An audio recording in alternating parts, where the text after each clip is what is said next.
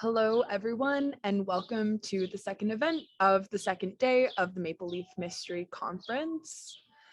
Today, we would just like to thank our sponsors, Crime Writers of Canada, as well as Sisters in Crime Toronto. And I would like to welcome Joan O'Callaghan, our moderator for tonight's panel on deadly laughter. Thank you, Joan. Thanks, Peyton. Good evening, everyone, and welcome to our panel on humor in crime fiction. Before I introduce the panel members, I'd like to point out that I've been told that we're on a bit of a tight timeline. You are welcome to post your questions in the chat or use the Q&A, and it would be helpful if you could indicate to whom your questions are directed. I would also just like to mention that I do have a cat who may make his appearance known while we go ahead. He doesn't like Zoom. So anyway, I am delighted to be able to introduce the panel to you. They are a great group, and I think you'll enjoy what they have to say.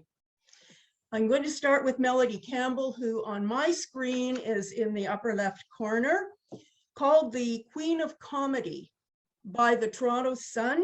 Melody Campbell was also named the Canadian literary heir to Donald Westlake by Ellery Queen magazine. Winner of 10 awards, including the Derringer, the Crime Writers of Canada Award of Excellence. She has multiple bestsellers and was featured in USA Today. Her publications include over 100 comedy credits, 16 novels, and 60 short stories. But she's best known for the Goddaughter Mob Caper series. Then kitty corner from Mel, in my lower right-hand corner, I have Caro Souls. Caro Souls' novels include mysteries, science fiction, and the occasional bit of dark fantasy. She received the Derek Murdoch Award from Crime Writers of Canada and has been shortlisted for the Lambda Literary Award, the Aurora Award, and the Stoker Award. 2022 saw the publication of The River District, the sixth novel of the sci-fi mystery series set in the dual-gendered world of the pleasure-loving Merculians. Next to Caro is A.J. Devlin. A.J. Devlin grew up in Greater Vancouver before moving to Southern California, where he earned a Bachelor of Fine Arts in Screenwriting from Chapman University and a Master of Fine Arts in Screenwriting from the American Film Institute. After working as a screenwriter in Hollywood, he moved back home to Port Moody, BC, where he now lives with his wife and 2 children. Cobra Clutch, the first book in the Hammerhead Jed professional wrestling mystery comedy series, was released in spring 2018 and nominated for a Lefty Award for Best Debut Mystery, and won the 2019 Crime Writers of Canada Arthur Ellis Award for Best First Novel. The sequel, Rolling Thunder, was released in spring 2020 and was featured in the Vancouver Sun, the Province, the Globe and Mail, Kirkus Reviews, and Library Journal, and on CBC, The Next Chapter. A third book in the series, 5 Moves of Doom, will be published in fall of 2022. For more information on AJ and his books, please visit ajdevlin.com. And Lynn Murphy. Lynn is in next to me to my right. Lynn was born and raised in Saskatchewan, educated at the University of Saskatchewan and Carleton University, and worked as a journalist in print and radio. Her anthology, Potluck and Other Stories, has recently been published.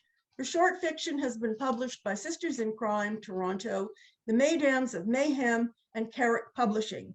Selected stories appear in Potluck and Other Stories from Carrick Publishing. She lives in Toronto, where she is a founding member of Sisters in Crime Toronto chapter and a member of Mesdames of Mayhem and Crime Writers of Canada. So, you heard reference to a number of books there, and if you look closely at my virtual background, you'll see a collage that shows some of these book titles. I would like to give a shout out to Donna Carrick, who I think is on the call. Donna was the one who created the virtual background for me. Her computer skills being infinitely superior to my own. So I would like to ask each of the panelists to talk a bit about the book whose cover is represented in the collage, and perhaps tell us how it connects with our topic tonight, which is comedy. So Lynn, why don't we start with you? Potluck and other stories. Well, most of the stories in Potluck and other stories are funny. There's a few of them that aren't, but most of them, well, they contain crimes. Some of them are very gentle crimes, like keeping a dog in a condo where you're not allowed to have a dog. So it's not really a serious crime. And also I picked, that's my only published book. I have short stories and other anthologies, but that's my only book. And also, if you can see the cover, I am on the cover. Now, who could resist picking a book when they are on the cover? Of course. Lynn draws a lot of her inspiration from the building where she used to live. I have another friend who lives in that building and who I think really delights in identifying the people whom she has portrayed. Carol, let's go to you. Tell us about River District. All right. Well, of course, taking a look at that particular cover, I feel a bit of an imposter on this panel because it looks rather scary. And it is actually probably the least funny of all of the Merculian books, but nevertheless, it is a book which deals with some very serious problems on this particular planet because everything takes place on Merculian. And my Merculians are pretty easygoing, and they're rather sensual, and they're fun-loving, and they adore the arts. I really wanted a world where the arts were far more important than sports. Anyway, so I managed that. But then some alien people move in, and they happen to be Terrans, and they start doing very bad things indeed, and they're basically crime bosses, and they're sort of muscling in on all the action.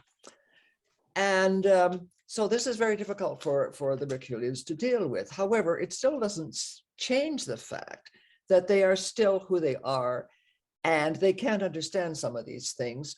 And so a lot of what happens is still rather amusing because they don't sort of grasp the concept of what these people are actually doing and why they're doing it. So I guess that's sort of about all I can say right now without sort of going into a whole lot more detail. Okay, AJ, I know that Rolling Thunder has just been released. Tell us about it. Yeah, well, it came out in 2020, spring 2020, so it's been out for a little while. It's book 2 in my Hammerhead Jed pro wrestler PI mystery comedy series. It's the sequel to Cobra Clutch, which was the debut. Picks up months after the first book, and my detective, Hammerhead Jed, is now a fully fledged private investigator. And one of the ladies from the first book, one of the lady wrestlers he knew from the first book or encountered in the first book, she has since left professional wrestling, and she's joined a women's roller derby team.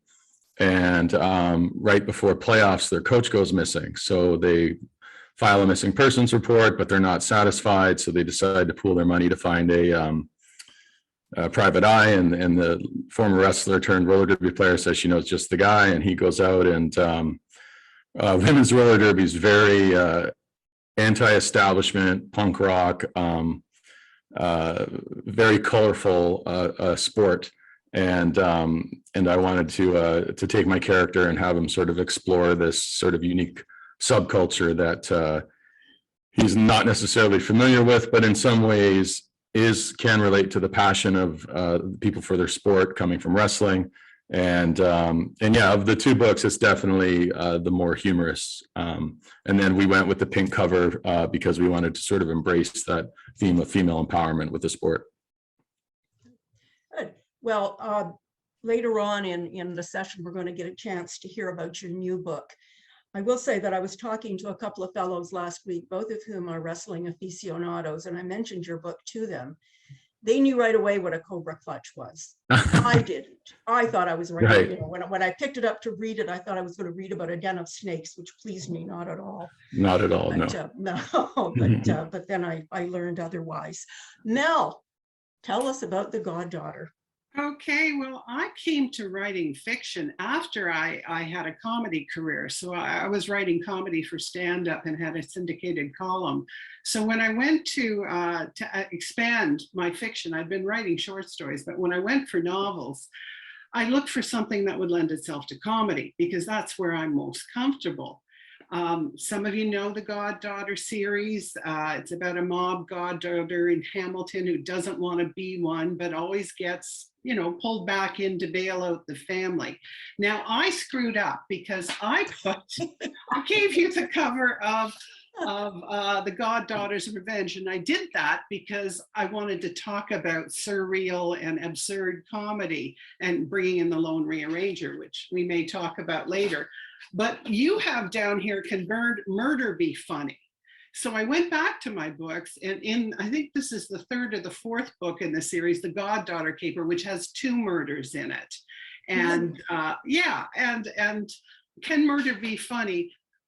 Everything dark can be funny. And in fact, I really do feel that it's our way of dealing with something dark, to put a humorous spin on it. Certainly, you know, I've had half of a career in healthcare as a hospital director, and we got through hard times with some really dark humor. So for me, that's huge, is being able to put a humorous spin on things which are very disturbing otherwise. Well, then I'm going to skip down to one of my other questions because that segues very nicely into that. And again, Mel, you once told me about a conversation you had with someone who objected to writing humorous books about murder because murder is not funny. So I'm going to actually begin with you, and then I'm going to ask all the panelists, what do you do? What strategies do you use to keep your books, which are humorous, from being offensive? Yeah, it's a good question. I was quite stunned. I had a reader come up to me when I was doing an event once, and they said, now I don't write cozies, I write heists and capers. And you may know that, you know, heists are like jewelry heists, like the Pink Panther. Capers are when they go wrong. So that's the humorous side of heists. And but she was talking specifically about murder mysteries, and she really disliked cozy mysteries. She thought it was awful that people were making light of something like murder. And you know, for me, in doing them, I have two murders in the Goddaughter Caper. The first one, Gina Gallo, who's the mob goddaughter, finds a body in the trunk of her car. Somebody has put the body in the trunk of her car. And oh my goodness, they recognize who it is. It's a guy they called Wally the Wanker in high school. So Wally the Wanker got whacked. So you can see right away, he was not very liked. We hit the second murder in the book, and it's obviously a mobster from New York. And again, not very liked. So that is my trick in writing humorous murder, is I always make the victim somebody that you're not going to miss, and that you might almost say deserves it, so that we don't get a lot of that angst at the front. You know, definitely if you're writing a serious murder mystery, you want the reader to feel something in their heart when these people die. But when you're writing humor, you stay away from that sort of thing. You're trying to make it light. How you make it light is you don't let us care for the victim. We care for the protagonist, not the victim. Thanks. Lynn, what do you do? Well, I don't have very many murders in my stories. As I say, they're mostly very light crimes. But I was just thinking when Melody was saying about not liking the victim, and in my story, Woman Aglow, where a woman who is unable to perspire, it's a condition called hypohidrosis, and she is locked out on a balcony in a hotel in Panama, and where the sun is coming full round. She's intentionally locked out on a balcony, but she's a very unlikable woman, very unpleasant, very rude to the staff. And one of the things is she can't speak Spanish at all. And she says, why can't these people learn English about the staff? And so you don't really feel bad when she gets murdered. And I think that's probably, if you're going to be humorous, you have to have an unlikable victim. Oh, so you're on the same wavelength with Mel. Exactly, yes. Yeah. AJ, over to you. Yes, that's interesting. I agree with everything that was said, but in the case of my books, so far, the murders that take place have actually been points of intensity and gravitas, which is sort of offset more by the colorful, fringe, unique subcultures in which my detective finds himself in.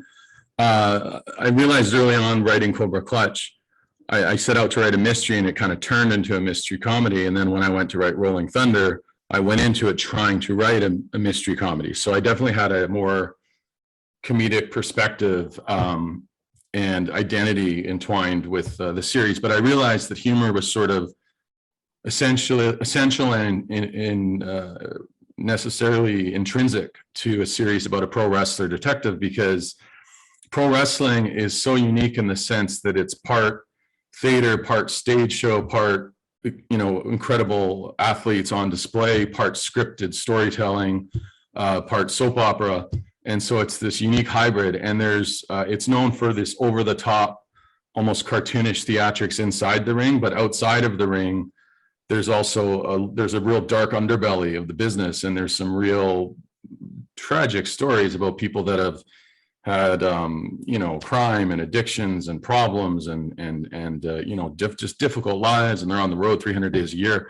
So I realized that in order to do justice to a pro wrestler detective, humor would always sort of have to be part of it. And then the genesis for the series in itself was that because this guy came from this world of pro wrestling, he's uniquely suited in a way to go into these sort of obscure fringe sports or different subcultures and navigate them maybe more efficiently and quickly than a traditional detective, given his background and pedigree. And I find some of your characters are pretty funny too. Like Declan has a way of speaking that my late husband, who was also Irish, I think would have really appreciated. Yes, thank you. Yeah, I mean, I try with him. He's I'm 3/4 Irish. Three of my 4 grandparents were born there. Is a big part of my childhood, and I've heard many stories, and it was fun to explore that. And then I'm a huge fan of slang, Irish slang. And I remember when I went to Ireland for the first time with my wife, and we went visited some friends in Northern Ireland, and the accents and the slang and everything was just so humorous and delightful, and then it just kind of stuck in my head. And Declan's fun to write, whereas like with my protagonist, he's always sort of evolving and changing, whereas Declan's sort of, he's like constant. He's like one of those people that he's the same at the beginning of the book as he is at the end of the book. He's always sort of the same, whereas I try to focus more on character growth and emotional growth with my protagonist. He makes a nice foil actually for Jeff. Oh, thank you. Yeah, that's the plan. Yeah, well, it works. Caro, how do you keep your books from the murders from being offensive to people? Well, that's interesting. Of course, this in the Herculean series, I mean, they didn't start out being murders at all. I mean, this is the first 3 were basically more like political thrillers, only they happen to be in outer space. And then I began to sort of think more. I was writing the mysteries, and I began to think of how would a mystery work in this particular kind of culture where they're all very emotional and they're dual gendered and they're they love the arts and all the rest of it, and they're terribly emotional. So then I wrote Marlowe's Dance, and I decided to write it as a police procedural from one point of view. And the character was just like the sort of noir PI kind of character except of course he's Merculian, so he really isn't particularly dark, but he does have a tragic past. He does have a lot of the things that are associated with the noir thing, but it's a twist, and it becomes amusing because, of course, he's a different kind of person entirely. But as far as the murder itself is concerned, the murders are not funny, and the murders in this book, which is the whoops, that's the wrong one. Anyway, in my latest one, the River District, is one of the characters who's introduced, and we really like this character. He's young and he's fallen in love with one of the main characters, and we think he's quite sweet, or he's a little bit odd, but apart from that, and so but he has a terrible death. And the Merculians are very shocked by this because first of all, they don't have a lot of murders, although they're getting more and more. The more books I write, the more murders they have. So they should be getting used to it by now, you'd think. So Marlowe has to sort of deal with all these emotionals, along with everything else. So I've kind of lost the track of now where I was going, lost the plot, as it were. What the question was about. I hope I managed to get it in there somewhere. These books have a lot of gentle humor. They're not they're not funny books particularly. They're stories which have very amusing scenes in them and some sort of fun characters. I think I'd rather put it that way than anything else. Thank you. Lynn, I'm going to pose this question to you. You said to me that you feel context is very important in writing your fiction. Would you like to talk about that a bit more? Can I read a little bit from the story, The Troublemaker? I'll have to turn on the light, just a tiny bit.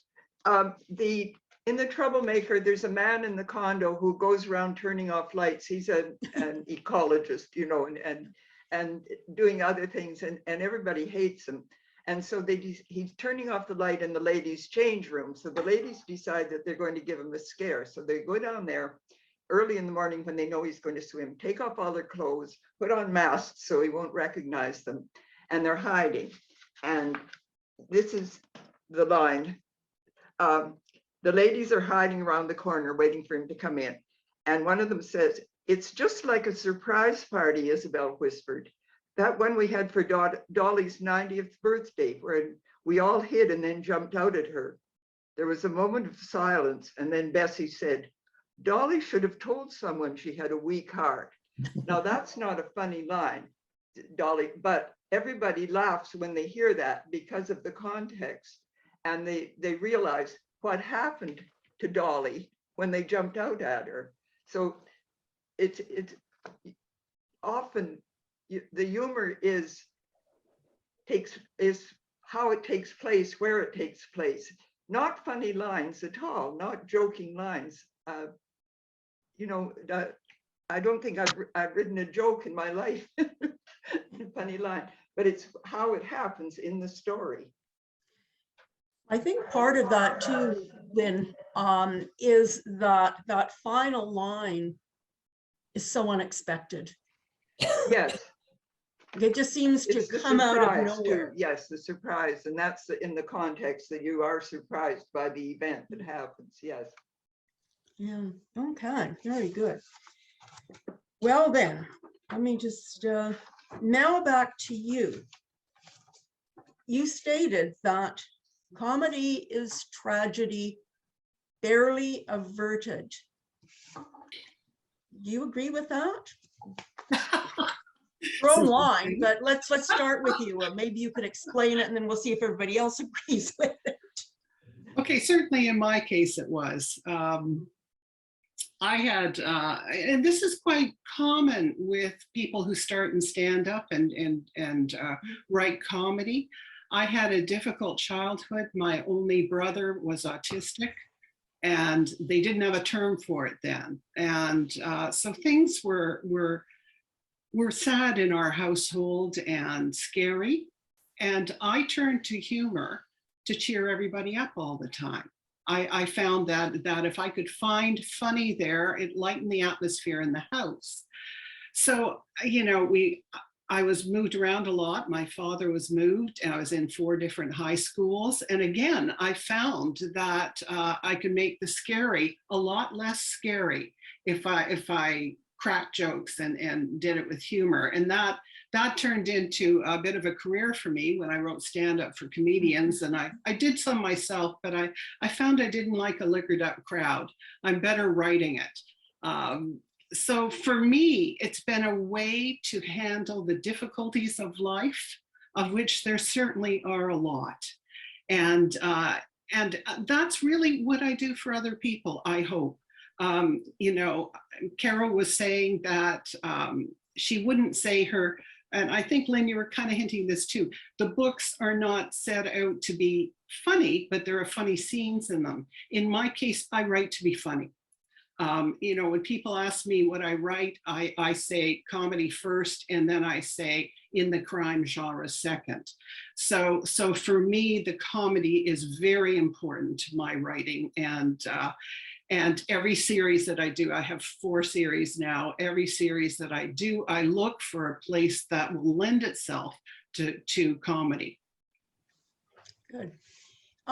Going back to AJ, because listening to what you were saying, I think you are almost the opposite of Mel in that the comedy is kind of secondary to the crime. Am I right? Yes, I think in a way. I think as the series has grown, it's become a signature part of the series. But it's certainly when I'm crafting it, I come up with a mystery, but then also the humor is often in the mystery. The missing roller derby coach isn't that particularly humorous, but when he goes to the practice and he's enjoying a banana milkshake, which is his favorite dairy delight, and he gets his introduction to the roller derby world is a giant woman on roller skates who slaps him on the ass and causes him to spill his milkshake. There's definitely a bit of a you know, lighter fare intended there. And then the kickoff of Cobra Clutch is his former tag team partner who he used to wrestle with back in the day when he came up. He wrestles with a pet snake, and someone kidnapped the snake and is holding it for ransom. So often the humor will kind of work its way into through the sport or through the sort of the unique fringe subculture, and then it's sort of a, you know, a dovetailing of the two, I think. But I definitely, from a crafting the narrative point of view, I kind of start with my mystery, but then I do try to, like Melody said, I do try to make it as you know, as humorous as possible. And then you have, you know, you just have comedy on the brain, and you're always thinking for the joke, you're always going for the joke. And before I got into crime writing, I studied a lot of television writing, sitcom writing, and you know, you learn about things like, you know, the rule of 3 and different, you know, comedy, you know, essentials that you use when, you know, crafting, and you know, you always go for the joke, and sometimes you swing too far and you got to dial it back, and sometimes you got to dial it up, but it's a fun process to navigate, I find. Carol? What was it? Where were we again? Comedy is tragedy barely averted. Oh, yes, that one. Well, it doesn't really apply in the books that I'm writing right now. I mean, it's because a lot of the comedy in these books, a lot of it is witty. For instance, it simply sort of plays on words or how they're sort of bantering together, and sort of sly innuendo and that sort of thing. So a lot of it is that way. And when they are dealing with the actual tragedy of the murder, there isn't really anything funny about it, except perhaps some physical things. I remember in one scene there, the murder is under a bridge, and poor Marlowe, who's rather rotund, has a lot of difficulty getting down to actually see the body, and he falls and he slides and he practically falls into the water and all that sort of thing, which really has nothing to do with how he views the situation or the murder itself. It's just from the character. It's a physical sort of thing, the kind of physical comedy, I guess it is. And that sort of thing happens a fair amount. And so I guess it doesn't really apply to me here for these books. Lynn, do you want to comment on that? I think tragedy maybe is going a bit too far. I think most of us have had tragedy in our lives where you could not see anything comic, nothing comic about it. But I think comedy can relieve grief. You know, if you've ever been to any of these memorial services, celebrations of life, where people get up and make speeches, and 1 minute everybody will be wiping tears from their eyes, and then somebody will reminisce about something funny, and it will relieve the grief. It's an interesting combination of that comedy can take you out of the grief for a moment, even if it's just for a moment. Yeah. Joan? Yes. Joan, I noticed a chat came up here. It was asking, can you have comedy with thriller? And I was thinking that fit very much with what Lynn was saying there. Certainly in my more serious books, and I don't write serious books, but I do write, you know, classic mysteries. In those books, I will use comedy. I was use bathos against the pathos, and so you can relieve too much tension by putting in something funny. Shakespeare. Yes, exactly. And so you can play pathos against bathos and really play with the reader's emotions there. Really come up with a lot of tension and then bring them down again with something funny. So it's a great tool that way too. So yes, I think you can have comedy in thrillers. I think you have to be careful you don't overshadow the tension though. Okay, because what comedy does is release tension. So you use it for that fact, but if you're trying to increase tension, that's not the time to use comedy. Well, of course, you know, that's what Shakespeare did. Yes. In his tragedies, you know, remember the Porter and Macbeth, and yeah, that was he did that to break the high suspense moment. So yeah, thank you. That's a very good insight. Just going back to my own experience way back when dinosaurs, you know, roamed the earth. I was involved in community theater. I directed productions. And if you've ever been involved in theater, you know that after every performance, the director meets with the stage crew and with the cast and go over the performance, what worked, what didn't work so well, what needs to be, you know, tweaked for the next night. And if it happened that the cast, we were doing a comedy or a play that had comedic elements to it, one of the first questions we always looked at was, did the audience laugh in the right places? Now, of course, that's in theater, that's a bit difficult because you have the author who has written the script, and AJ having, you know, your background in script writing, and, you know, you would appreciate that. And then in between the author or the playwright and the audience, you've got a director and you've got an actor, both of whom are interpreting those words. In reading a novel, though, it's really the author and the reader, and there's nobody mediating in between. So the question occurred to me when I was thinking about this: what is the source of the comedy? Is this something that the author has created, or is it something that the reader perceives? I'm just going to throw that open. Who would like to pick up on that? Darryl, go for it. Yeah, I think that it depends on the type of scene it is. I mean, because some comedy scenes will work that way and others won't. And what I'm trying to say is that some scenes will be funny because the reader will understand the references that the author has put into there. They'll get it. not all, but it's kind of fun to sort of write those kind of scenes. And you know that some of the readers aren't going to get that particular reference, and that's fine. It doesn't matter. But others will, and they'll think it's even funnier than than it would be just as a regular scene. Other times, I think it's the scene will be, well, like a physical scene, which is obviously amusing, or it will be a play on words, which is, you know, so it depends on the kind of humor that you're using in the scene, whether or not the person is, the reader is going to laugh, or be amused, or just chuckle, or just sort of smile. And I think that's, you know, that's sort of the way I would react to that question. Okay. The way I would put it is, I provide the humor. The reader decides how funny it is. And readers will decide that different things are funnier than others. And sometimes I'm very surprised. Certainly in my first series was Rowena Through the Wall. It was an epic fantasy series.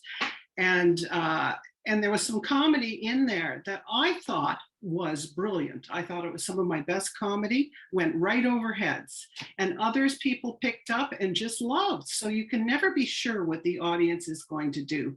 A lot of it has to do with context, and I know Lynn was talking about that. You know, my example there is in Rowena Through the Wall.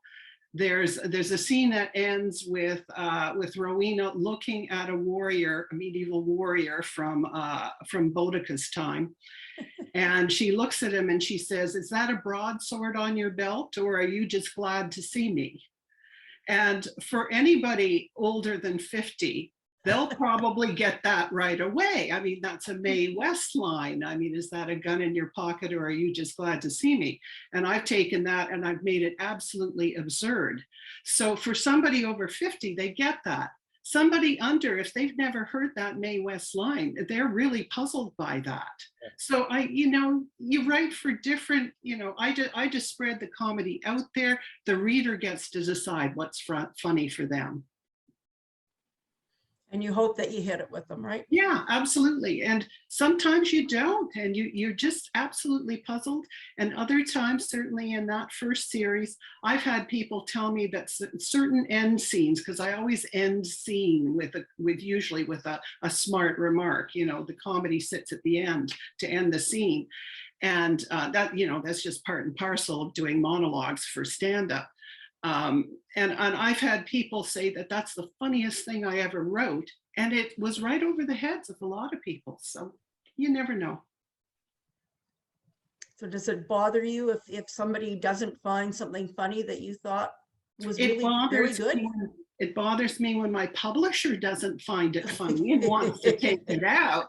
And those are the ones I'll go to bat for. And if I have to explain the comedy, this is the trouble. Yeah.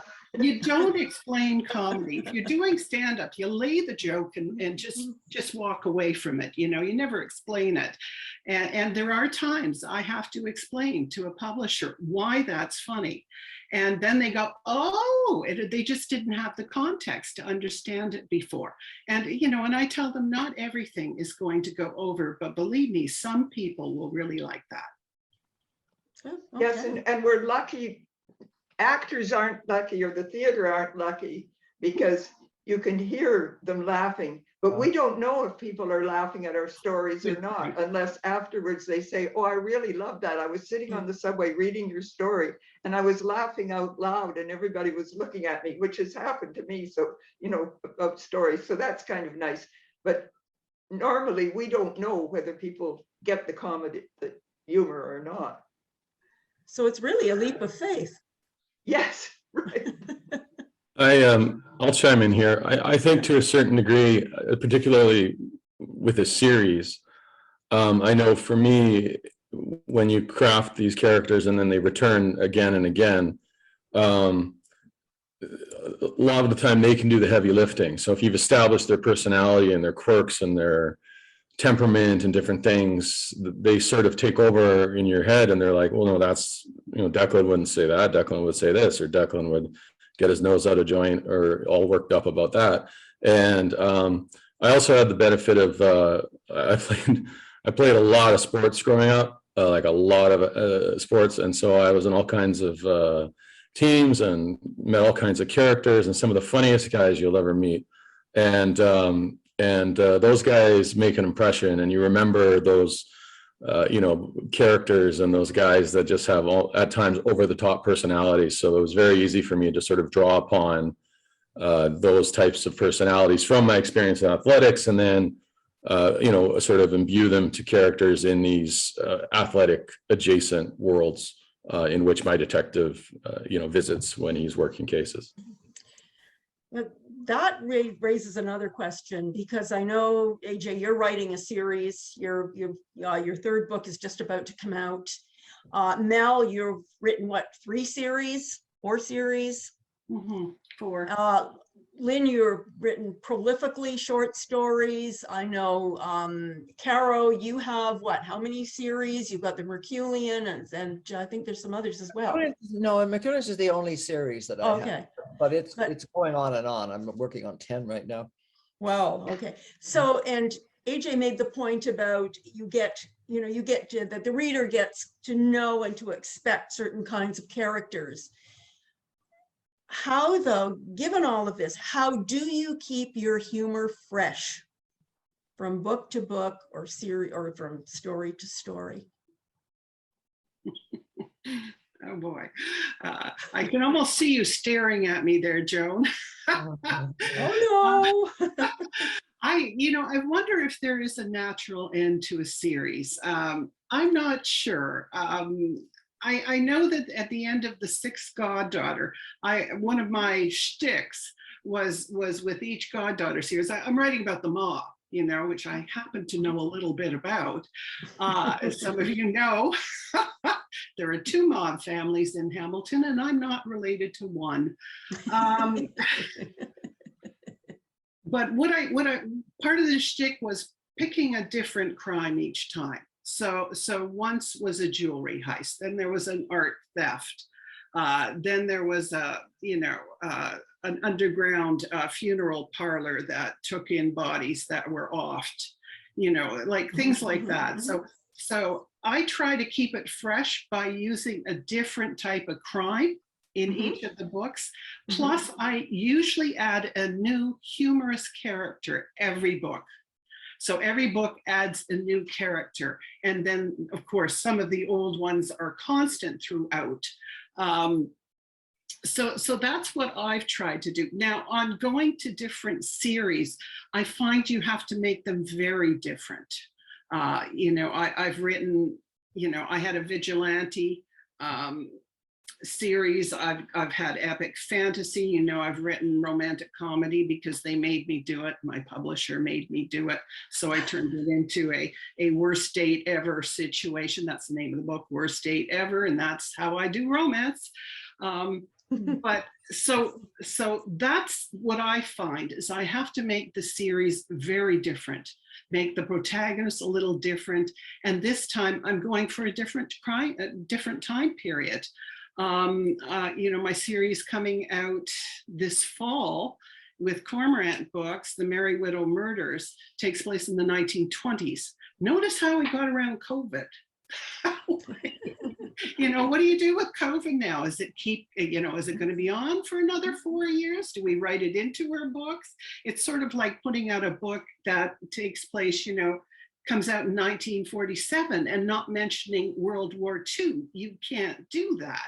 So I got around that by, writing in the past. And I find that some of my friends are writing fantasy and sci-fi to get around that. But that's how I try to keep it fresh. Different time periods, different protagonists in quite different situations. Okay, then Mike has just sent me a message that we have quite a few questions in the chat. So I'm going to wrap this up with one last question to each of you, and then we'll go and take questions from the chat. Tell us, we'll start with Caro. Tell us a bit about your current project. What are you working on now? Well, my current project is going to sound very much like my last project because it is yet another Merculian book. Because I just, once COVID started and the Great Plague hit, I just sort of thought I don't want to be serious again for a while. So I began to write this lighter stuff, and I just sort of really enjoyed staying with my rather lighthearted Merculians and who enjoyed themselves, and it was more fun to write about them. So I just kept going, and I'm now sort of working on book 10 of the series. Wow, it's great. I have to go back and actually heavily edit some more, so it's not as if I've finished a lot, but Okay. nevertheless, it's just sort of fun to sort of, I haven't written like that before, just sort of full steam ahead and enjoy it. Great. Well, as long as you're enjoying it, I think that's probably the key. Mhm. AJ, you want to tell us about your new book? Yes, the threequel in my series is called Five Moves of Doom. The titles of all my novels, Cobra Clutch, Rolling Thunder, Five Moves of Doom, they're all their own names of wrestling moves. And then the wrestling move is also sort of a metaphor for where the character is in terms of his own personal journey. And for example, Cobra Clutch is a very stagnant hold, choke hold. Rolling Thunder is a very aggressive aerial move, and Five Moves of Doom is a series of moves you implement before winning a match. And so Five Moves of Doom takes Hammerhead Jed into, he catches a case of a ex UFC championship, a champion whose commemorative championship belt is stolen. And he hires Hammerhead Jed to look and try and find his missing belt. And I've always loved Fight Club movies, but they can be a little cliche. So it took me a little while and a lot of research to figure out a way to sort of crack the nut and find a way to do a Fight Club story in a different way. And I wanted to explore, really the genesis of the idea was I wanted to explore, Jed, who now after 2 successful cases, he's kind of riding high and he's kind of confident in himself and his abilities as a detective and helping people. But he's kind of like Jack Reacher. He's the character that's so defined by his physicality. And so I wanted to explore, what if he's not the biggest, toughest guy in the room anymore? What if his main advantage being his physicality and his toughness isn't there? And if you strip that away, and by having him go into this sort of a tight-knit underground world of fight clubs, he finds he may have bit off a little more than he can chew. I had to work harder to maintain the signature humor in this third book, but I also think it is more revealing and action-packed and has a bit more depth character-wise than before. But these books will always be mystery comedies. But Cobra Clutch was sort of a quirky, gritty debut. Rolling Thunder was a bit more absurdist, and the pendulum swings back a little more, where there's still plenty of humor, but it's definitely more of a exploration of the psyche of my protagonist. And it felt like it was time to kind of go there after the first 2 books. So I'm very excited about the third one. And then mixed martial arts compared to local independent wrestling and women's roller derby, which I absolutely love both, but mixed martial arts is very, very mainstream and very popular. So it's definitely the most mainstream subculture that he sort of, I dare say I wouldn't even call it a subculture. Maybe this underground fight club is, but the actual active and sport of mixed martial arts just continues to get bigger and bigger and bigger. So that was a fun wheelhouse into which to put him to play. Okay. Lynn, what are you working on? I know you usually have a story on the go. Oh, well, I'm writing a short story. My sister lives in a senior's residence in British Columbia, and one of her neighbors came home one night, had forgotten to lock her door, and there was a man in her bed wearing nothing but black jockey shorts. And so I thought, this is a wonderful beginning for a story, only in my story, the man in the bed is dead. So that's what I'm working on now. I don't know where. Well, we'll look forward to see how that one plays out. And Mel, and then we're going to turn things over to Peyton. Because if I don't do that, she's going to do something very bad to my computer. Okay. My agent said she wanted a different series. So I was talking about it with a friend, Don Graves, who is the Canadian mystery reviewer with, used to be with Hamilton Spec. And he said, why don't you write about Gina Gallo's grandmother? And I thought to myself, okay, I want to write about the 1920s, not the 1940s. That would be Gina Gallo's great grandmother. So that book takes place in 1928. It takes place on an ocean liner going across from Liverpool to New York. Lucy, the protagonist, is a viscountess. She married into the aristocracy. She actually has a mob background, and it's a humorous classic mystery. Though it is a classic mystery in that there are 5 logical suspects, and you race with the protagonist to get to find out who the killer is at the end. Thanks. Peyton, over to you. Great. Thank you so much, everyone, for your insight on Deadly Laughter. So I just have a couple questions for folks.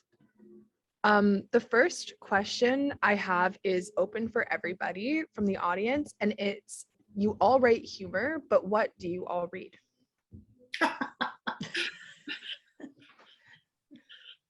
Funny. I don't read humor at all. I like I like a lot of police procedurals. That's a lot of what I read. Yeah. Well, I'll say I definitely read humor. I think one of the things, if we had time, we were going to discuss is who were your idols? And definitely for me, Douglas Adams, Hitchhiker's Guide to the Galaxy, one of the funniest books of all time, I think. Marvin, the depressed robot, greatest character ever invented. Lawrence Block, who is a humorous crime writer, and Donald Westlake. The big moment in my career is when Ellery Queen compared me to Donald Westlake. And that was such an honor for me because, he is, again, one of my idols. I'm reading, right now what I'm reading is Thomas King, The Inconvenient Indian. And Thomas King is a very funny writer. So Yeah, you can count on him to be humorous. And he does write wonderful crime stories too. About what's the guy, Stumps Dreadwater? Is that his name? Stumps Dreadwater? Dreadful Water. Dreadful Water. Dreadful Water, yes. Yeah. Anyway, that's what I'm reading right now. I kind of cut my teeth on American authors. My professor, my screenwriting professor, and a great friend and mentor, Len Schrader, he turned me on to them when I was in Los Angeles going to school. And as a result, I got really into Joy Lansdale, who writes just incredible Texas mojo mystery comedy stories, pulpy fiction out of East Texas. Carl Hyacin, I think, is probably the master of the mystery comedy. Robert Cray, especially his earlier books with Elvis Cole, who was a wisecracking ex-Vietnam vet turned LA PI with a Peter Pan complex, who's obsessed with Disney and Jiminy Cricket, and his sidekick character, Joe Pike, who's an ex-Marine, very taciturn. And then that was a real odd couple fit. But then since I've sort of gone on this crime writing journey, I've tried to focus more on Canadian crime novels, because there's just such a wealth of talent in this country. And I've read a lot of Kathy Ace. I think in particular her series can be very funny. And there's some lighter fare, but I also go in for like the Michael Connollys and like the Sam Weebs and JT Siemens. He just came out with his debut novel, To Those Who Killed Me. And it's about as riveting and gritty and you could almost say hardcore of a thriller as you can get, set in the downtown East Side. And there are moments of levity for sure. And there's a character in particular, Wayne, who's pretty funny, but a lot more intense. But so anything crime centric is pretty much what I'm reading. The problem is when you start to go down that rabbit hole and you get it to be read pile, once you get over 20, 30 books, forget about it. You're not really reading biographies anymore. You're just trying to play catch up. But yeah, that's what I'm working on. Awesome. Thanks for that, everyone. And AJ, since we have you, there's a question directly for you, which is that Devlin spoke about his cover, The Color of Pink, and they want to know from you, how much input do each of these particular authors have over their book titles and the respective covers, images, color, etc.? Right. No, that's a great question. I can only speak to my experience with my publisher, New S Press, which is an amazing Edmonton-based publisher, and it's just been an absolute honor and pleasure to be part of that team. And they ask you, they said, do you have any input? Do you have any feedback? And like I said, my character has a quirk for banana milkshakes. And that was where the idea for yellow for Cobra Clutch came from, the cover. And then with Rolling Thunder, pink and roller derby just seemed to go together. And Five Moves of Doom is a little more ominous, but it's got still has some color with some orange and some blue. So it's a wonderful opportunity in that you feel heard, and creatively you get to express yourself. But by the same token, you learn very quickly these people are so good at what they do, and it's a wonderful opportunity to be able to give your 2 cents, but also you got to trust they know what sells books, they know what looks good on books. So it's a great opportunity in the sense that you kind of get to say, well, I kind of like this, or I envision that, but at the end of the day, they know best, and so having that faith in people that you work with is a very very fortunate thing, at least from my experience on these 3 books that I've done.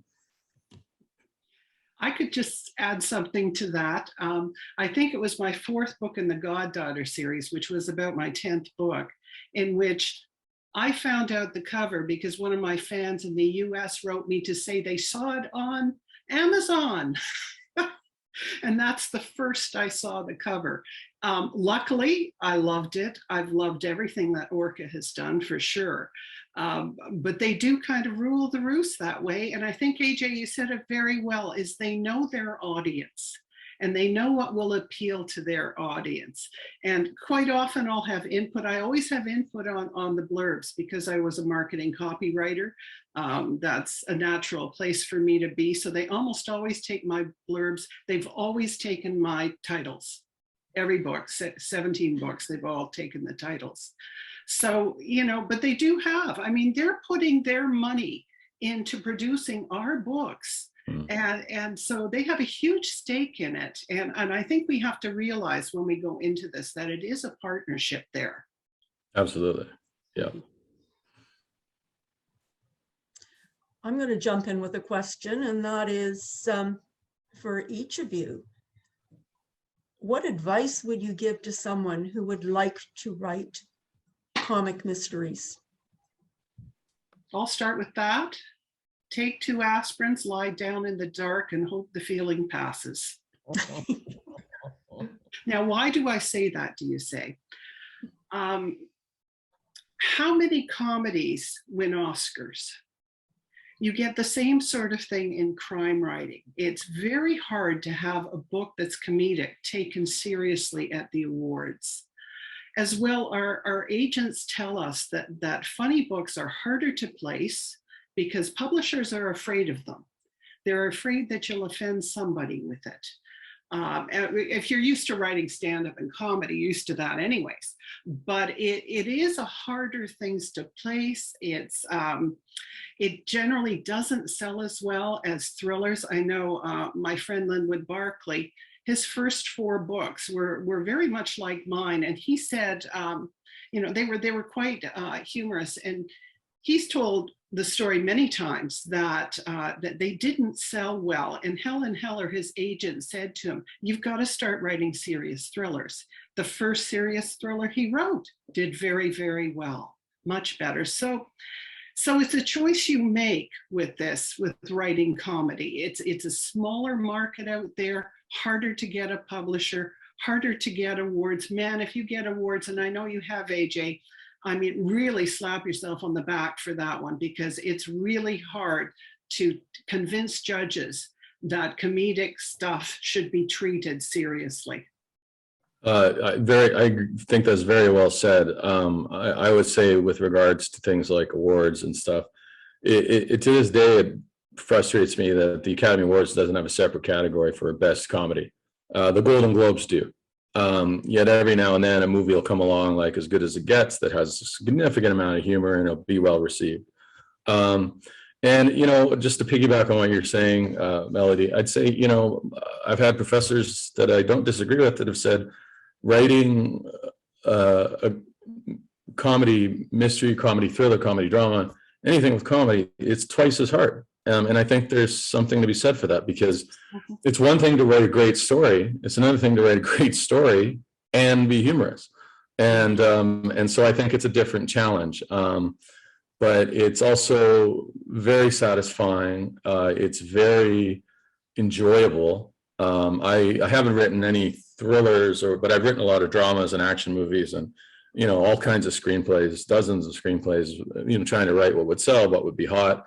I've never enjoyed myself as much as when I zeroed in on this is going to be a mystery comedy. Humor is going to be an essential ongoing part of the series. And then it's just the most fun I've ever had. And so I think that's a huge advantage. And then as an author, when you get that feedback that, you know, people are enjoying it or that you made them chuckle or laugh out loud, that's just the greatest feeling in the world. And, you know, it was a good fit for me because, you know, I grew up on movies like Back to the Future and Die Hard and The Goonies, you know, and they're all great stories, but they're all really funny movies.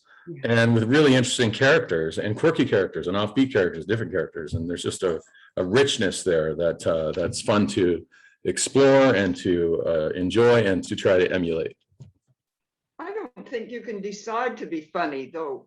You can't. I mean, if you try to be funny, you're trying too hard and it fails. I think humor just sort of comes naturally. It comes out of the situations and so on. I agree. Yeah, no, I think organic humor is the best. That's why, like for me, I try to focus my efforts on creating characters that the character themselves are funnier. There's elements based on funny people that I knew, and then what would he say in this situation? And a lot of that, then it kind of takes care of itself. And then just being open and flexible and studying the craft of writing comedy. There's a lot of great books. You know, watching stand-up, watching how they do it. For my money, the hardest thing in the world Guys, I have to jump in here. I just got a message. We're down to our less than our last minute, and we're going to disappear. No worries. So I'm sorry, AJ. I don't normally cut people off. No worries. I just want to thank you all. You've been an absolutely great panel. I think we could have kept going all night. I'd like to give a shout out to Mike Martin and his team, and also from you know, Sisters in Crime and Crime Writers of Canada who supported this. We're so happy to have the conference back again. And thank you, audience, for your comments and your questions. They were really good. Have a great evening, everyone, and hope to see you tomorrow again. Thank you for being a good moderator. Yes. Thank you, Lynn. Thank you, everyone. Bye-bye. Night, night. Bye. Goodbye.